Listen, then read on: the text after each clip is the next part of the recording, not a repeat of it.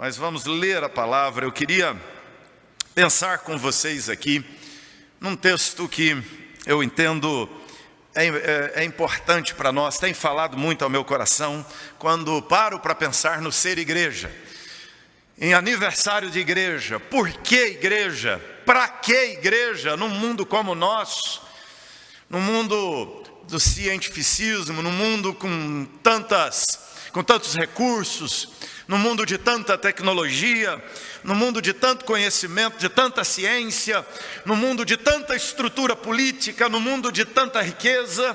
Para que igreja? Esse texto, para mim, é um dos textos que me leva sempre a refletir no ser igreja e que tem muito a ver com o aniversário de igreja. Ageu capítulo, aliás, nós vamos ler o livro todo de Ageu. Ageu só são 2 capítulos, apesar disso você pode dizer que lê um livro inteiro da Bíblia hoje pela manhã, mas são 2 capítulos e 2 capítulos pequenos, 15 versículos no capítulo 1 e apenas 23 versículos também no capítulo 2, e eu quero não ler inteiro agora, vamos ler dentro da divisão que tem aqui no capítulo, e à medida que lemos, pensar na mensagem que Ageu traz da parte de Deus ao povo de Deus naquele contexto, mas que são palavras de Deus ao povo de Deus, e nós aqui, povo de Deus, recebemos as palavras como sendo para nós também. Livro do profeta Ageu. Antes de ler aqui, uma questão importante para nós, vamos situar o livro. Você se lembra bem da história do povo hebreu, do povo de Deus no Velho Testamento? Nós temos uma nação estabelecida por Deus, daqueles filhos de Abraão, daquela descendência de Abraão. Finalmente Deus os coloca na terra, eles tomam posse, há uma monarquia instituída, mas no ano 975, mais ou menos, acontece um fato triste, que é a divisão daquele reino. Salomão morre, seu filho Roboão ascende ao trono, é o sucessor do pai, e naquela conjuntura, a situação política estava tensa, porque mesmo Salomão, tendo expandido a monarquia, conquistou terras, fez alianças e ampliou de forma extraordinária o território do povo de Israel. Mas Salomão constitui uma vida luxuosa no palácio. Você lembra? Ele tinha 700 esposas, 300 concubinas. Imagine você o palácio bancar 700 cartões corporativos, um para cada esposa de Salomão. O luxo do palácio. Imagina a conta do cartão de crédito no final, pagar shopping para essa mulherada toda, bancar 700 esposas, gente, com os filhos. E Salomão, você se lembra, revestiu o palácio de ouro, pedras preciosas, era uma vida caríssima. Para bancar tudo isso, Salomão eleva muito o valor dos impostos. E os impostos são altíssimos, pesadíssimos, e assim que Roboão assume o trono, há uma mobilização da sociedade para pedir misericórdia de Roboão e clamar a ele que abaixasse os impostos. Roboão é o patrono da política tributária brasileira, porque Roboão, quando recebe o povo pedindo e clamando para que abaixasse os impostos, ele diz: que é isso? Agora é que vocês vão pagar imposto direito. Ele diz que o dedo mínimo dele seria mais pesado do que o dedo maior do seu pai. Ou seja, ele promete que vai aumentar impostos e não cortar impostos. Consequência disso, a nação se divide. 10 tribos seguem Jeroboão, constituem um reino do norte, com outro palácio, outro governo, outra política tributária, outra monarquia. E aqui em Jerusalém fica Roboão com 2 tribos apenas. No ano mais adiante um pouco, 722, o reino do norte cai. O reino do norte se corrompe porque se afastou do templo, se afastou do sacerdócio, se afastou consequentemente da lei do Senhor. Eles rompem as raízes com Jerusalém e eles começam a adorar em Samaria, adoram, cultuam no Monte Gerizim e lá constituem ídolos e rompem com a raiz, com o eixo da religião judaica e se perdem rapidamente. O reino do norte, você vai olhar que a maioria dos reis praticamente não tem nenhum rei que presta, eles fazem mal diante de Deus e desviam o povo de Israel, o reino do norte, dos caminhos do Senhor, e por causa disso são invadidos pelos assírios e são derrubados, e o reino cai rapidamente, já no ano 722. Mais adiante, ano 586 mais ou menos, o reino do sul, que persiste, que tem alguns reis bons, de vez em quando um rei mau, e intercala reis bons e maus, e de repente o reino do sul também, Jerusalém, o povo de Judá, segue se desviando do caminho do Senhor. Ano, na verdade, 596, eles sofrem a primeira grande derrota deles. No ano 609 eles haviam sido cercados, e naquele cerco eles caem, e aí começa a leva de pessoas ao cativeiro. Ano 609, ano 596, ano 587, até que os judeus estão no cativeiro, ali permanecem durante 70 anos, e quando libertos do cativeiro, voltam para sua terra.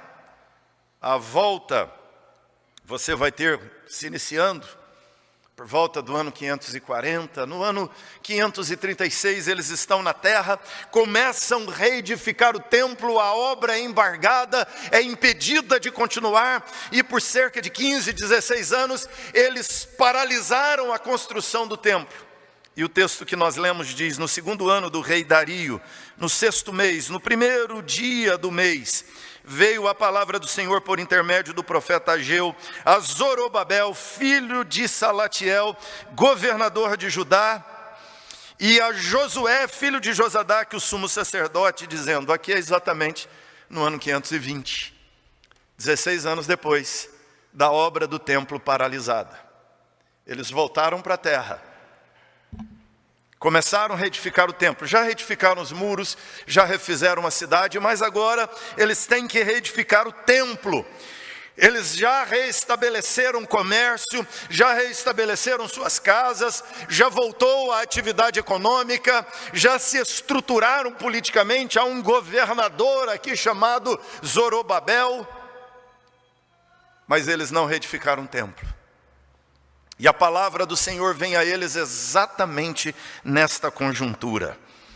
E aí o texto então, no texto Deus fala, olha o versículo 2, assim fala o Senhor dos exércitos, não é Ageu, este povo diz, não veio ainda o tempo em que a casa do Senhor deve ser edificada.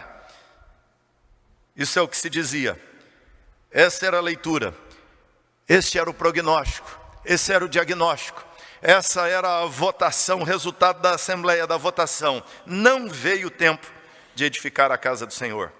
Veio, pois, a palavra do Senhor por intermédio do profeta Ageu, dizendo, acaso é tempo de habitardes vós em casas apaineladas, enquanto essa casa permanece em ruínas? Ora, pois, assim diz o Senhor dos exércitos, considerai o vosso passado, tendes semeado muito e recolhido pouco, comeis, mas não chega a fartar-vos, bebeis, mas não dá para saciar-vos, vestivos, mas ninguém se aquece, e o que recebe salário recebe-o para pô-lo num saquetel furado. Assim diz o Senhor dos exércitos, considerai o vosso passado, subi ao monte, trazei madeira, edificai a casa, dela me agradarei, serei glorificado, diz o Senhor. Esperastes o muito e eis que veio a ser pouco, e esse pouco quando o trouxeste para casa, eu com um assopro dissipei. Por quê? Diz o Senhor dos exércitos, por causa da minha casa, que permanece em ruínas, ao passo que cada um de vós corre por causa da própria casa. Por isso o céu sobre vós retém o orvalho e a terra os seus frutos. Fiz vir a seca sobre a terra, sobre os montes, sobre o cereal, sobre o vinho, sobre o azeite, e sobre o que a terra produz, como também sobre os homens, sobre os animais e sobre todo o trabalho das vossas mãos ou das mãos. Então Zorobabel, filho de Salatiel, Josué, filho de Josadaque, o sumo sacerdote, e todo o resto do povo atenderam a voz do Senhor seu Deus e às palavras do profeta Ageu, as quais o Senhor seu Deus o tinha mandado dizer, e o povo temeu diante do Senhor. Então Ageu, enviado do Senhor, falou ao povo segundo a mensagem do Senhor, dizendo: eu sou convosco, diz o Senhor. O Senhor despertou o espírito de Zorobabel, filho de Salatiel, o governador de Judá, e o espírito de Josué, filho de Josadaque, o sumo sacerdote, e o espírito do resto do povo. Eles vieram, se puseram no trabalho do Senhor dos exércitos, seu Deus, ao 24º dia do 6º mês. Aqui, depois nós lemos o capítulo 2. Nesse texto, você tem aqui uma coisa importante, que é a data, que é a ocasião. Segundo ano do rei Dario, no 6º mês, segundo ano, 6º mês, ano 525, por volta de 15 de agosto, mês de Abibe, mais ou menos a ocasião que vivemos, o aniversário da igreja, a celebração. Essa é a ocasião, esse é o mês. Uma data importante, uma ocasião importante. E o que marca essa data, o que torna essa data importante, não tem a ver com Dario, não tem a ver com o Império Medo-Persa. Essa ocasião é singular, essa ocasião é importante, essa data é memorável, diz o texto, porque nela veio a palavra do Senhor. Veio a palavra de Deus para o povo de Deus. A palavra não veio para os medos, não veio para o império, a palavra não veio para o poder político e econômico que governa o mundo. A palavra de Deus veio na Palestina, em Jerusalém, ao povo do Senhor dele. Deus fala com o seu povo. E é sobre estas falas de Deus que eu quero conversar com vocês. Deus fala com o seu povo. E a primeira fala de Deus com o seu povo tem a ver com o chamado de Deus. O chamado de Deus, a vocação deles, quem eles são.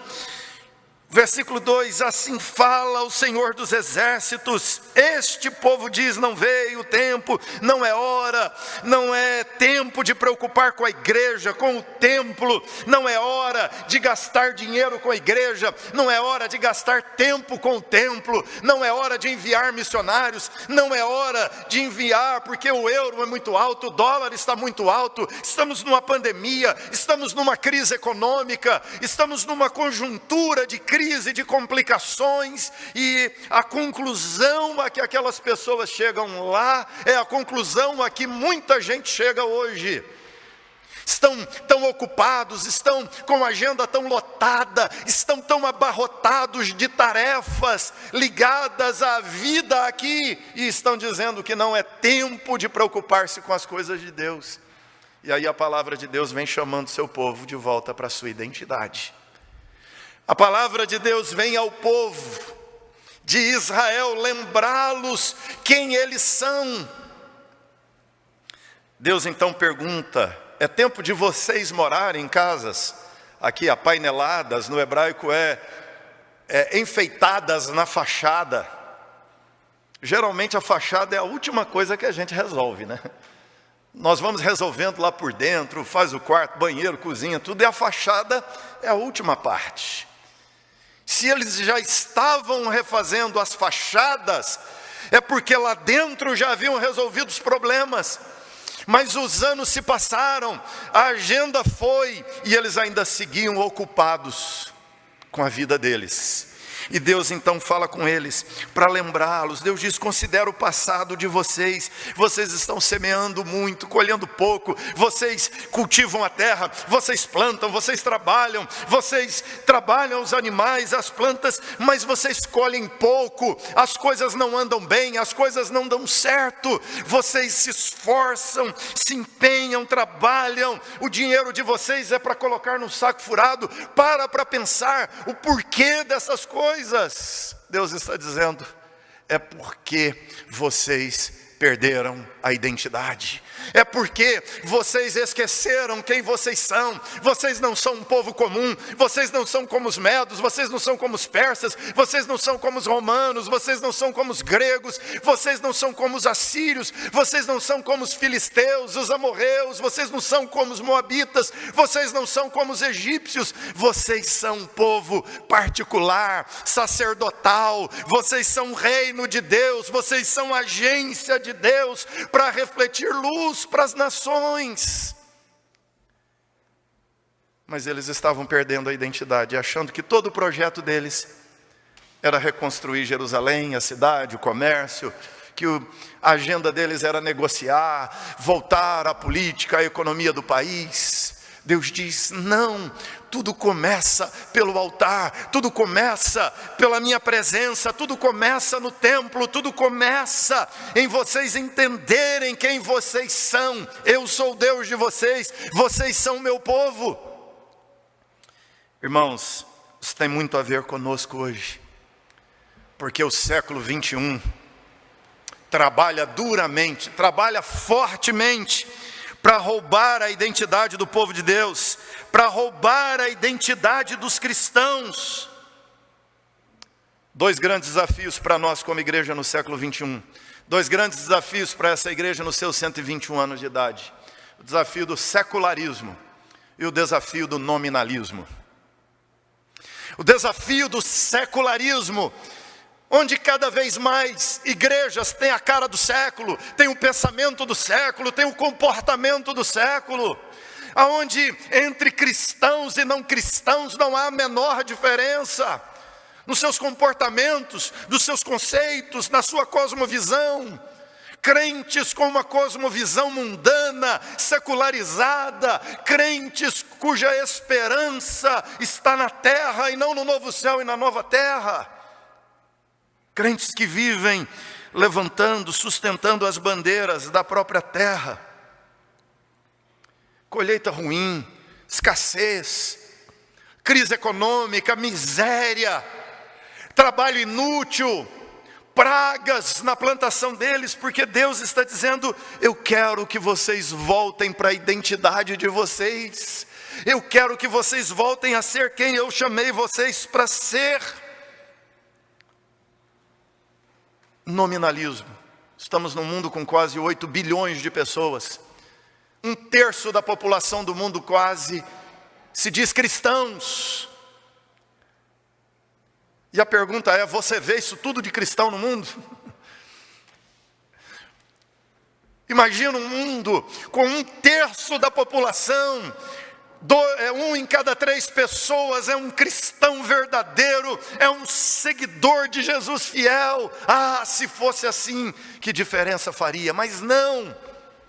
Se somos 1/3 de cristãos no mundo, a grande maioria dos cristãos não sabe nem onde passou o cristianismo. São cristãos, mas não conhecem Cristo. São cristãos, mas não creem na Bíblia. São cristãos, mas não entendem a revelação de Deus. São cristãos secularizados. Todo esse cristianismo está dividido em 6 megablocos de cristãos ao redor do mundo. Nós somos o bloco chamado protestante, somos o bloco histórico, mas nós temos o bloco católico, anglicano, independente, nós temos outras vertentes, e quando olhamos para nós mesmos, até entre nós, tem aqueles completamente secularizados, apenas nominais. Um amigo meu disse que, cumprimentando uma pessoa um tempo atrás, conversando, perguntou: você é evangélico pelo vocabulário? Ele falou: sou evangélico, não praticante. Você achava que isso era exclusividade dos católicos? Toda hora nós escutamos: sou um católico não praticante, mas tem presbiteriano não praticante, evangélico não praticante, cristão não praticante do cristianismo. E a palavra do Senhor veio ao povo naquela conjuntura do ano 520, e a palavra do Senhor vem a nós em 2021. Deus está nos fazendo lembrar o chamado, nossa vocação, quem somos, o que somos. Lá na igreja eu falo muito com os líderes. Eu falo com eles assim, eles tomaram um susto a primeira vez que falei. Eu falei, eu vou acabar com o voluntariado na igreja. Alguns ficaram contentes pensando assim, agora todo mundo vai ser remunerado. Eu falei, não quero voluntário na igreja. Na igreja não tem espaço para voluntário. Voluntário faz o que quer, quando quer, do jeito que quer.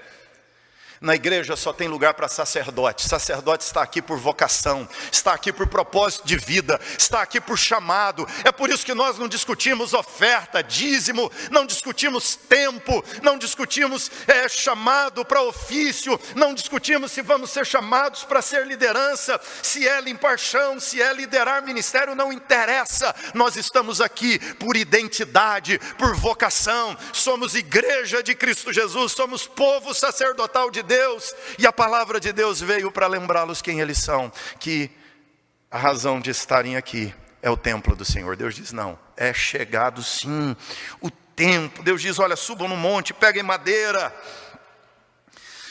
dela edifiquem a minha casa, dela eu me agradarei. Nossa identidade é essa, irmãos, é ser igreja. 120 anos, se Jesus não voltar 150, se não voltar 200, não interessa. Estaremos aqui pregando o evangelho, ou nossos filhos estarão, nós não, né? Daqui 200 anos.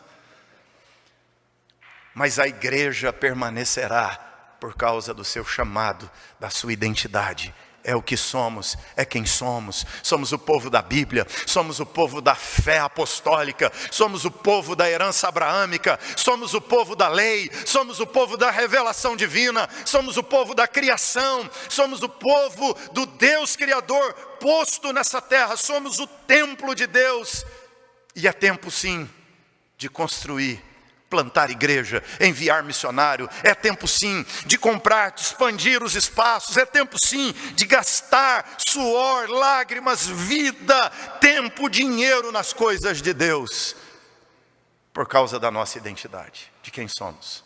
Segundo, ainda aqui no capítulo 1, você tem a palavra do Senhor que veio no 2º ano do rei Dario, no 6º mês, no 1º dia do mês. Você tem a segunda palavra que veio no 24º dia do mês, que são as palavras que estão de 12 a 15.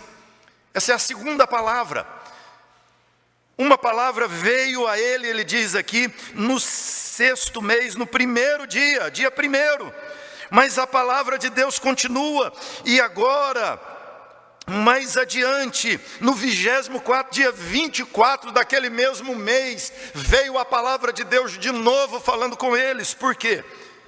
O texto diz que Zorobabel, filho de Salatiel, Josué, filho de Josadaque, o sumo sacerdote, todo o resto do povo, eles atenderam aquela primeira voz de Deus. Deus falou e eles atenderam. Deus falou e eles reagiram. Eles recuperaram a identidade. Eles voltaram a ser quem eles eram. Eles atenderam a voz de Deus. Largaram o apainelar das casas e foram edificar o templo. Eles atenderam a chamada ministerial, a chamada vocacional. Eles atenderam a chamada do sacerdócio, do ministério profético, e lançaram mão para voltar a ser. Houve um despertamento espiritual. E eles foram, atenderam a voz do Senhor, as palavras do profeta Ageu, as quais o Senhor, seu Deus, tinha mandado dizer. Eles perceberam, é a palavra de Deus. E o versículo 12 diz, o povo temeu diante do Senhor. Houve um avivamento, um quebrantamento naquele dia do sermão de Ageu. E o povo reagiu e colocaram-se diante do Senhor e disseram, vamos ser povo de Deus nessa terra. E aí veio a palavra de Deus de novo para eles. E na segunda vez que a palavra de Deus vem agora, na primeira palavra é o chamado de Deus, na segunda palavra é a presença de Deus. Porque eles têm que reedificar o templo, mas eles não têm dinheiro suficiente, eles não têm recursos humanos suficientes. A obra está embargada há 16 anos por ordem do imperador. E o império é poderoso, eles são um pequeno povo, eles são uma aldeiazinha naquele grande império medo-persa. E agora eles têm que edificar o templo, a tarefa é grande demais, a missão é grande demais. Demanda muito dinheiro, demanda muito recurso, demanda muito tempo, demanda muito esforço. Mas eles começaram a fazer. E aí vem a palavra de Deus a eles.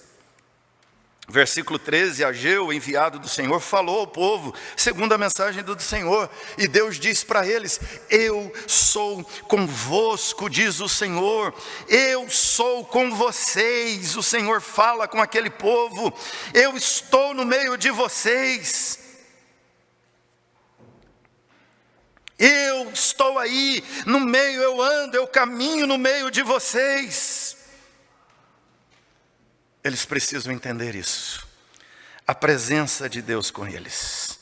O Senhor, diz o texto, despertou Zorobabel, filho de Salatiel, sumo sacerdote, o governador. Deus despertou Josué e Deus despertou o povo, se puseram no trabalho na casa do Senhor dos exércitos, foram trabalhar e servir a Deus. Eles precisam entender a presença de Deus com eles, a ação de Deus com eles.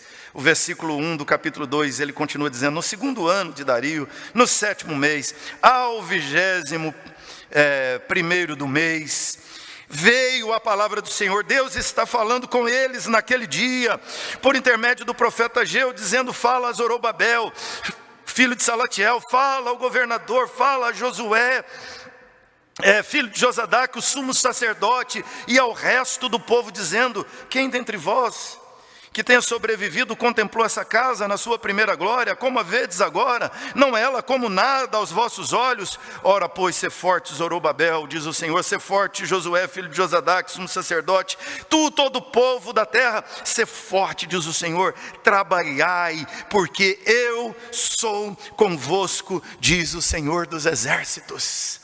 Nós precisamos entender, irmãos, que quando nós trabalhamos, nós somos cooperadores com Deus da obra de Deus. Nossa vocação sacerdotal é servir ao Senhor, e Deus vai conosco, a presença de Deus.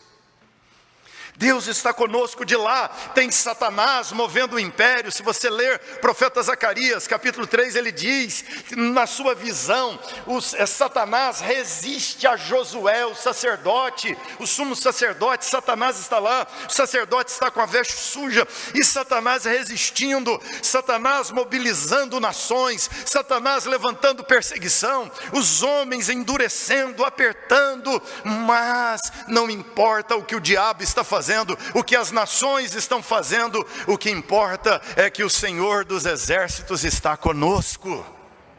Deus no meio da igreja, Deus é o nosso recurso, Deus é a nossa força, Deus é o nosso sustento, Deus é o nosso dinheiro, Deus é o nosso ânimo, Deus é a nossa alegria, Deus é o impulsionador da obra. O Senhor está conosco. Deus diz que trabalharia com eles. Eles começam a reedificar, e Deus começa a edificar junto com eles. Deus está trabalhando com eles, a obra não é só deles. Falta forças, falta recursos, falta dinheiro, falta gente, mas eles têm Deus, e se eles têm Deus, eles têm tudo o que precisam. Nós somos a igreja do Senhor, irmãos. Nós temos conosco a presença do Senhor. Se você ler o livro de Esdras, você vai ver o que Deus fez. Que quando a obra estava embargada, o imperador um dia, olhando os seus livros lá no palácio, ele acha um livro que fala do templo de Jerusalém. E aí, estudando aquilo, ele descobre que havia sido dada uma ordem por seu antecessor de reedificar o templo. Inclusive, havia sido votado verba para a reedificação da obra. E Deus faz um milagre, que é autorizar a reedificação do templo, e ainda mandar que os inimigos que haviam embargado a obra, agora repassassem os impostos que recolhiam ali, diretamente para os judeus, para que reedificassem o templo. Isso é um milagre de Deus, gente, porque o Senhor estava com eles. O Senhor estava com eles. Tem uma igreja de irmãos nossos, no Jacarta, não dá para ficar falando detalhes por causa de internet, e acaba depois virando retaliação para os irmãos. Mas uma igreja sofrida, numa região dominada pelo Islã. O pastor líder daquela igreja, fazendo um trabalho maravilhoso, a igreja crescendo, começaram a juntar dinheiro para construir o templo, o primeiro templo daquela região, mas juntaram $40 mil. Os muçulmanos ficaram sabendo, cercaram o jipe do pastor, queimaram o pastor com o filho dentro do carro. A igreja em lágrimas sepultou aquele pastor, a viúva ali, a liderança em lágrimas, chorando, e permaneceram ali reunidos alguns dias, todos os dias, orando e chorando diante de Deus, porque aquele irmão, aquele pastor era estratégico, ele havia feito uma grande diferença naquela região, liderava um mover de Deus extraordinário, e eles pensaram: agora perdemos o nosso líder, perdemos o homem que mais sabia da Bíblia, que nos ensinava, que nos liderava, que dava visão e sonhos de Deus para avançarmos. Um dos líderes, dos anciãos, presbíteros daquela igreja, naquele tempo de oração, teve uma ideia maluca. Ele falou assim: os muçulmanos que cercaram e mataram o pastor era da cidade vizinha, cidadezinha pequena também. Ele falou assim: olha, irmãos, eu soube que os muçulmanos que mataram o pastor estão fazendo uma campanha, levantando dinheiro para construir uma mesquita. Já que nós não vamos fazer mais nosso templo, então eu queria propor que nós pegássemos os $40 mil que ajuntamos e levássemos e doássemos aos muçulmanos. Sabe que maluquice? E ali, a princípio, resistência, um a favor, outro contra, e oraram, conversaram, entenderam que era o melhor a fazer. E de fato, reuniram os homens daquela cidade, os irmãos, fizeram uma caravana e foram para aquela cidade vizinha. Quando chegaram, os homens muçulmanos estavam armados, preparados, eles acharam que era uma retaliação, que era um ataque. Aí eles se posicionaram, foi um mensageiro à frente conversar e disseram: não viemos atacar vocês, nós viemos dizer para vocês que nós perdoamos vocês porque vocês mataram o nosso líder. E mais, nós havíamos ajuntado um dinheiro e sabemos que vocês estão se esforçando para construir uma mesquita, então toma o dinheiro para vocês e construam a mesquita. E eles voltaram e deixaram o dinheiro ali. Aqueles muçulmanos ficaram ali pelo menos 2 meses tentando entender o que havia acontecido. O que se passava naquele lugar. E não entendiam, e conversavam, e discutiam entre eles. Dinheiro ali, ninguém tinha coragem de colocar a mão naquele dinheiro. Depois de um bom tempo passado, eles mandaram chamar os líderes daquela igreja. E 100% dos moradores daquela aldeia entregaram a vida a Cristo e converteram. Nossa. Porque o Senhor é conosco. O Senhor é conosco. Aqui ele diz assim: sê forte, Josué, sê forte, Zorobabel, sê forte, todo o povo. É como Deus aqui, irmãos, nesse dia, nessa data, Deus está dizendo assim: sê forte, pastor Roster, sejam fortes pastores dessa igreja, seja forte presbítero, sejam fortes presbíteros, seja forte conselho, todos vocês, membros da Igreja Unida, sejam forte, o Senhor é com vocês. Tem resistência demoníaca, tem uma estrutura, um esquema poderoso de Satanás, tem, mas o Senhor é conosco. Não temos medo do Ciro, Dario, Medos, persas, babilônicos, porque o Deus que governa acima das nações está conosco. Sejam fortes, o Senhor é com vocês. Construam a obra. Pastor Rosser me disse ali: compramos a casa ali de frente. Que bênção, é isso mesmo. Seja forte, creia, confie, avance, porque o Senhor é com vocês. Terceira palavra que vem na sequência aqui do texto, depois que Deus disse para eles: ainda uma vez mais, dentro pouco, farei abalar o céu, a terra, o mar, farei abalar todas as nações, e as coisas preciosas de todas as nações virão, e encherei de glória esta casa, diz o Senhor dos exércitos. Minha prata, meu é o ouro, diz o Senhor dos exércitos. A glória desta última casa será maior do que a primeira, diz o Senhor dos exércitos, e neste lugar darei paz, diz o Senhor dos exércitos. Ao 24º dia do mês 9, no 2º ano do rei Dario, veio a palavra do Senhor por intermédio do profeta Ageu, dizendo: olha só, agora, 24º dia do mês 9, não é mais 6º mês, diz o Senhor dos exércitos. Aqui estamos falando já de dezembro, eles já estão chegando perto de dezembro. E aí ele pergunta aos sacerdotes a respeito da lei: se alguém leva a carne santa na orla da veste, e ela vier a tocar no pão ou no cozinhado, ou no vinho ou no azeite, ou em qualquer outro mantimento, ficará santificado? Responderam: não. Por quê? Se alguém leva uma carne santa, a carne santa toca naquilo que é impuro, aquilo que é santo não purifica aquilo que é impuro, não santifica, não tem esse poder.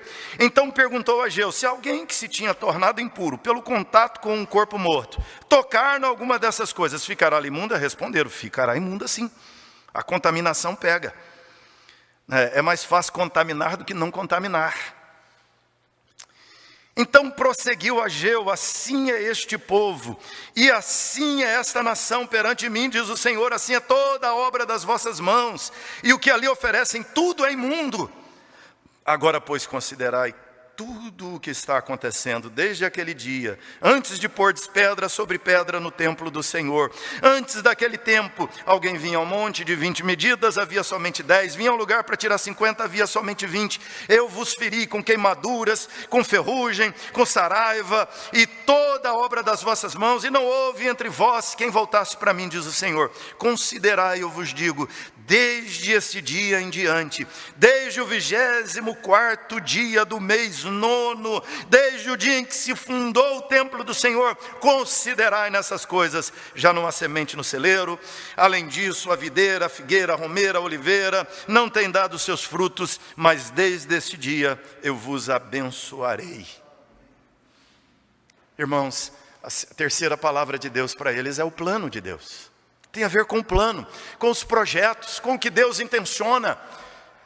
O chamado de Deus, a presença de Deus, agora o plano de Deus. Qual é o plano? Deus disse para eles: olha, quando vocês pegam uma coisa santificada, encosta numa coisa que é neutra, ela santifica? Não. Mas quando pega uma coisa contaminada, encosta numa coisa limpa, contamina sim. Deus diz: assim é vocês.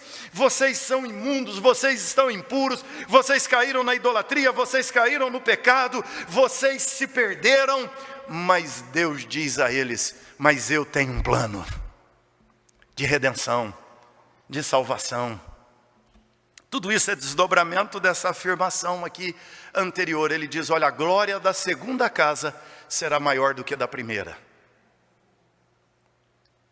A glória da segunda casa, vocês estão reedificando uma casa, vocês estão fazendo um templo. Nesse templo estará a presença de Deus, e a presença de Deus trará graça e redenção a vocês. A pergunta aqui é assim: como a glória da segunda casa é maior do que a da primeira? Se na primeira Salomão que construiu, fizeram uma campanha de oferta, que Davi falou assim: para de dar oferta.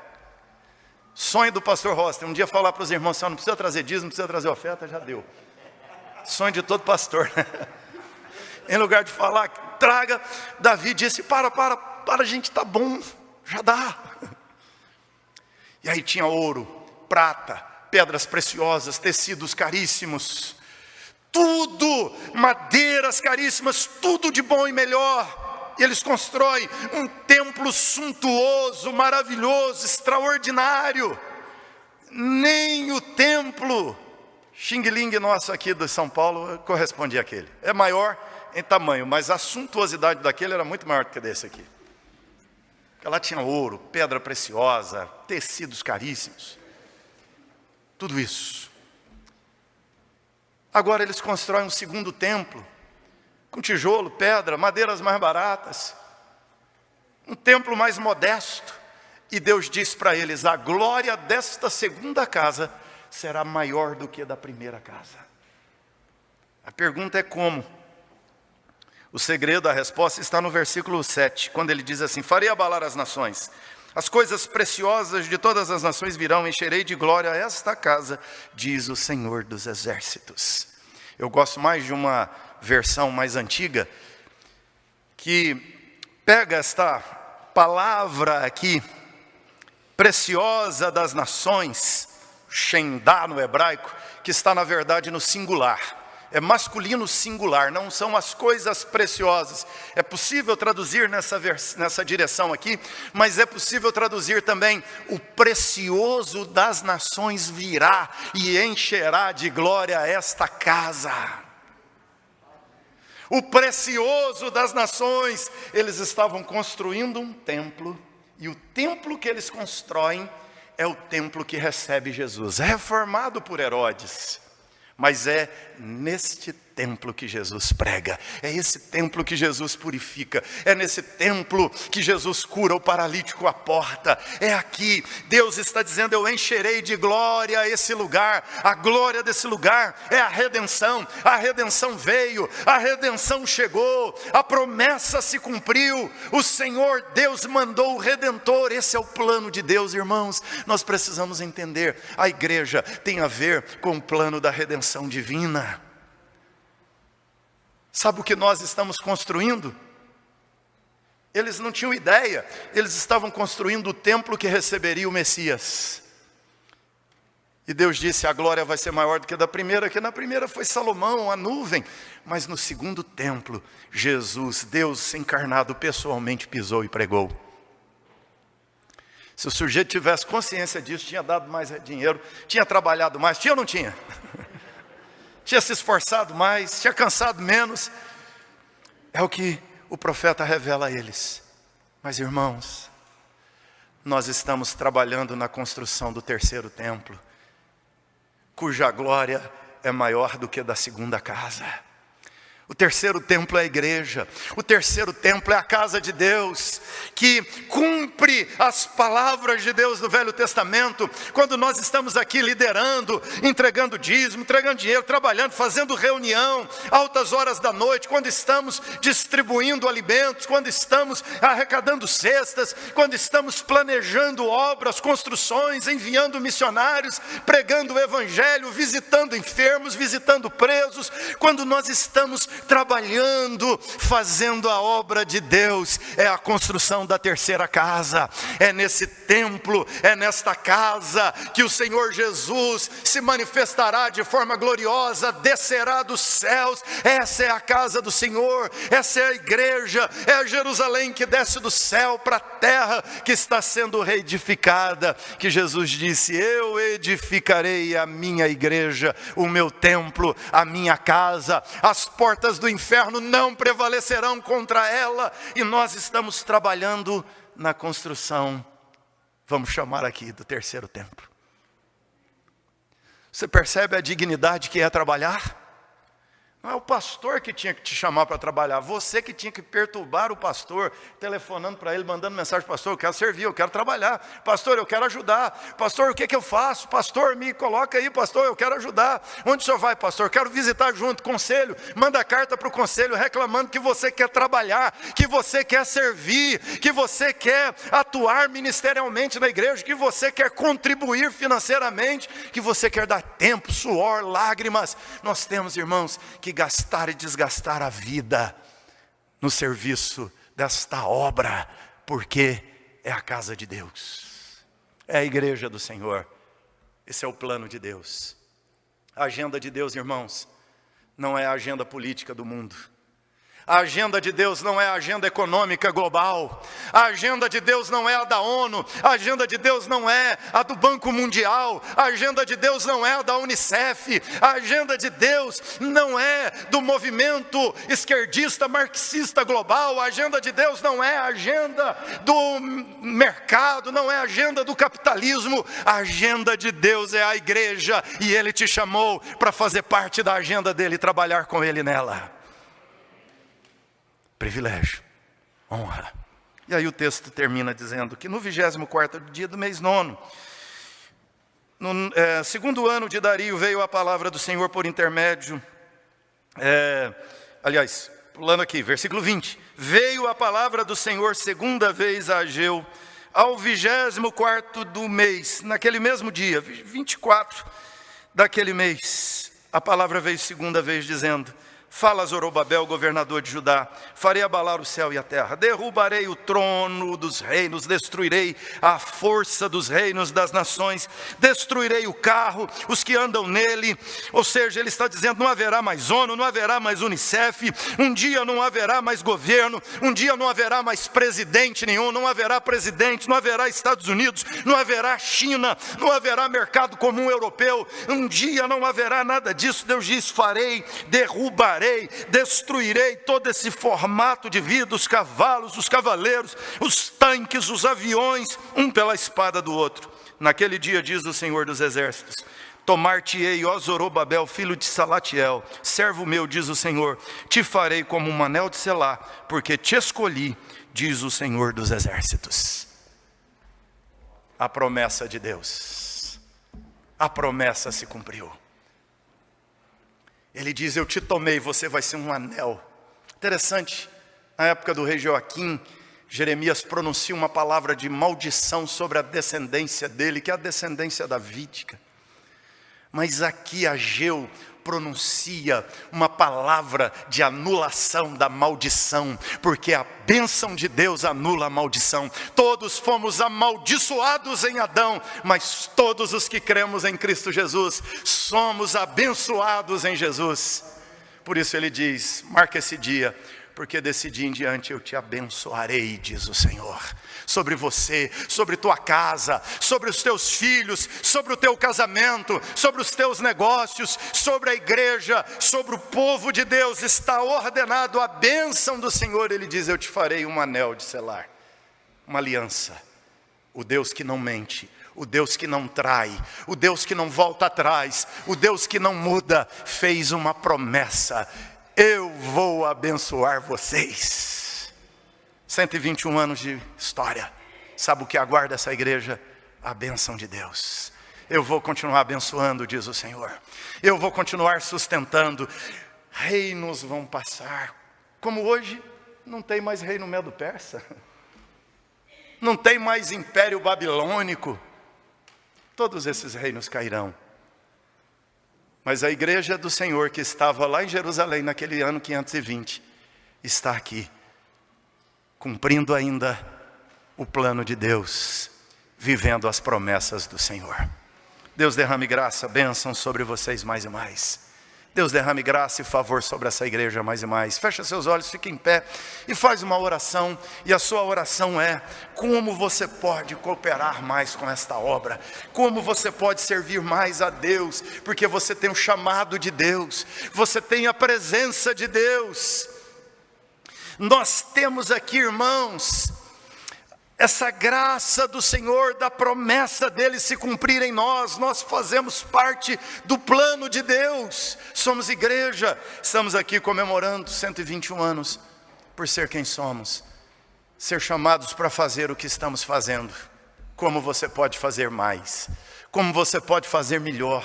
Como você pode se envolver? Como você pode vencer nominalismo? Como você pode vencer secularismo? E fazer o que o povo fez aqui, atendeu a voz do Senhor.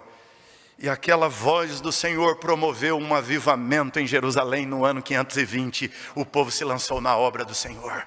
Que nesse dia de agosto de 2021, a palavra do Senhor que veio a vocês provoque despertamento, avivamento no coração de cada criança dessa igreja, de cada velho dessa igreja, não interessa a idade, avivados, fortalecidos, não interessa a pandemia, não interessa a crise econômica, a crise governamental, o Senhor nos convocou e nós faremos parte do plano dele, faremos a obra dele, edificaremos o templo dele. Senhor, continua abençoando essa igreja, louvado seja o teu nome pelos anos dela, pelo ministério dela, aqui nessa cidade, no Brasil, diante das nações.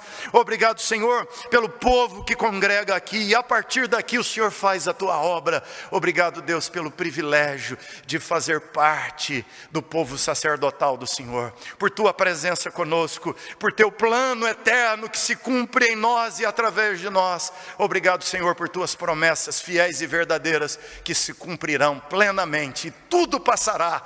E a igreja é a agência da eternidade aqui na temporalidade. Em Jesus oramos gratos. Amém, Senhor.